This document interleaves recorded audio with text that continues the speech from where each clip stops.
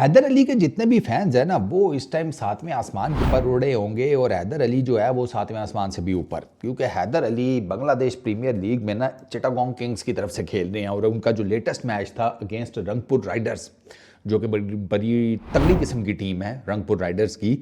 ये एक दो मैचेस पहले तक तो अनबीटन चल रहे थे ये। उनको हैदर अली साहब ने मारे हैं 48 रन्स, ठीक है, 200 प्लस के स्ट्राइक रेट से मैच जितवाया। और मज़ेदार बात है, मैच जितवाया 4 छक्के इकट्ठे मारकर, 4 छक्के इकट्ठे आकिफ जावेद को। वो आकिफ की ना बॉलिंग थोड़ी, आकिफ बुरा बॉलर नहीं है, लेकिन आकिफ का प्रॉब्लम ये था कि उसको एक छक्का पड़ा है वो पौंतल गया उधर ही, उसी लेंथ के ऊपर वो बॉलिंग करता रहा। वो तो पता है हैदर तो जिस जब चल जाता है फिर वो बहुत मारता है, ये तो हमें भी पता है। वो उस तरीके से वो नॉर्मली ज़रा थोड़ा सा रह जाता है, वरना T20 के हिसाब से अगर देखा जाए तो हैदर माड़ा बैट्समैन नहीं है।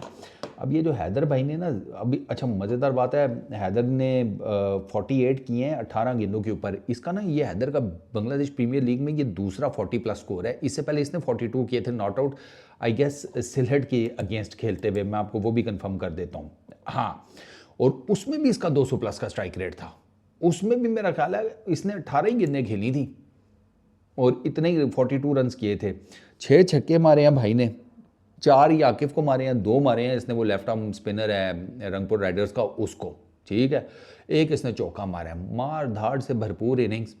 और हैदर की जो करंटली फॉर्म चल रही है ना, जैसे हैदर ने बीपीएल में 48 इस मैच में किया, इससे पिछले में 16 किया था, उसे पिछले में 25, फिर 2 में नहीं चल सका, एक एक स्कोर किया, फिर 42 नॉट आउट स्ट्राइकर्स के अगेंस्ट किया, 19 नॉट आउट राजशाही के अगेंस्ट किया। तो हैदर का जो बीपीएल है ना, वो आप उसे कह सकते हैं कि बहुत, आप ये तो नहीं कि चलो बहुत ही कोई एक्स्ट्रा ऑर्डिनरी, लेकिन इतना माड़ा नहीं है, इतना जिसे कहते हैं वो हल्का नहीं है, क्योंकि हैदर नॉर्मली ना आता है 5वें एक नंबर पे बैटिंग करने। तो उस हिसाब से देखा जाए तो फिर वो टाइम ऐसा होता है, अगर आप पहले बैटिंग कर रहे हैं तो भी आपने आते साथ ही मार धाड़ करनी होती है। एक तो वैसे ही T20 मार धाड़, ऊपर से नंबर आपका ऐसा है कि आपको पास ज़्यादा ओवर होते नहीं है, तो उसमें दे मार 4.5 होती है, चल गए तो चांद तक, नहीं तो फिर शाम तक भी कोई नहीं। तो हैदर का वो वाला सीन है। ओवरऑल हैदर का मैं आपको बताऊं कि ओवरऑल इसका ठीक चल रहा है। 8 मैचेस में 150 प्लस रन हैं इसके बीपीएल में, 30 प्लस की बैटिंग एवरेज और 200 का स्ट्राइक रेट है इसका। अच्छा, इससे पहले हैदर ने पाकिस्तान T20 कप खेला था, उसमें भी अच्छा रहा है। 7 मैचेस में इसने तकरीबन 300 के करीब स्कोर किए थे, 49 की बैटिंग एवरेज, 160 प्लस के स्ट्राइक रेट के साथ, 161.5 टू बी एग्जैक्ट। तो अच्छा, ओवरऑल मैं देखूँ ना हैदर के जो रिसेंट टूर्नामेंट्स हैं उसमें अगर आप मुझसे पूछे तो ये T20 में ठीक खेल रहा है, T20 में ये ठीक है। अब जैसे PSL अगर आप 2024 का देखें, 6 मैचेस में इसने 103 रन किए थे, 25 की बैटिंग एवरेज और 163.4 के स्ट्राइक रेट से। हैदर को थोड़ा सा ना अपनी, अगर ये जिसे कहते हैं ना बैटिंग इंप्रूव कर ले थोड़ी सी और, मतलब बिना वे के एट टाइम्स आपको हैदर का लगता है कि वो ना आंखें बंद करके बस फेर रहा होता है।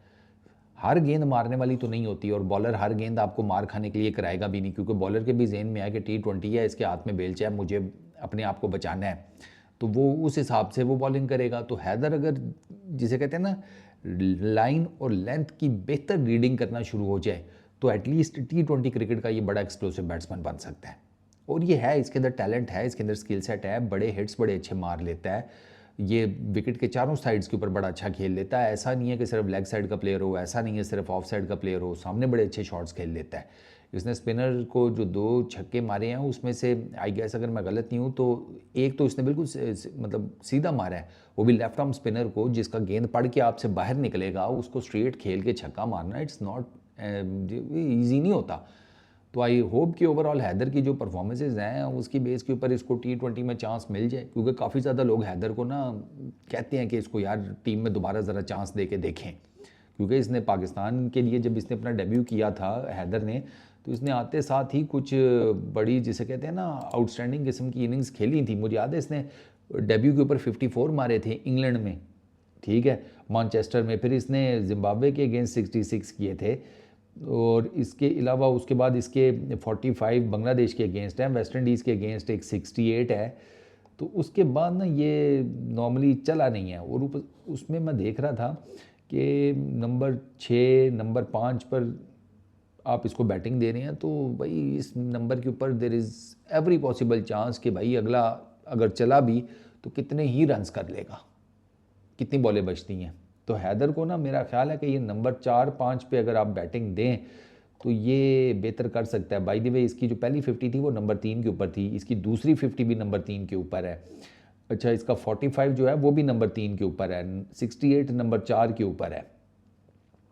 तो मेरा वोट ये है कि हैदर को नंबर 3-4 दें फिर T20 में, अगर आप दे सकते हैं, अगर आपने इससे परफॉर्मेंसेज निकालनी है, क्योंकि इसका ट्रैक रिकॉर्ड तो यही बता रहा है कि ये जनाब आपको रन्स करके देगा। लेकिन अगर आप T20 इंटरनेशनल में से ऊपर खिलाएं, यहाँ तो ये 5वें नंबर पर, ये जो इसने बारी खेली है ये 5वें नंबर पर आकर खेली है। मैंने आपको बताया ना नॉर्मली इसको यही नंबर मिलता है, और इसने जो 42 किया था 18 गेंदों के ऊपर, वो भी इसने 5वें नंबर पर आकर किया था। तो अब T20 और T20 इंटरनेशनल में ज़रा फ़र्क होता है। तो आई रियली होप कि हैदर को बेहतर चांस मिले T20 इंटरनेशनल्स में, होपफुली कि ये एक एक्सप्लोसिव किस्म का बैट्समैन आपके लिए साबित हो सकता है। इस वीडियो में इतना ही, अपना बहुत ख्याल रखना, नेक्स्ट वीडियो में मुलाकात होगी। Peace out.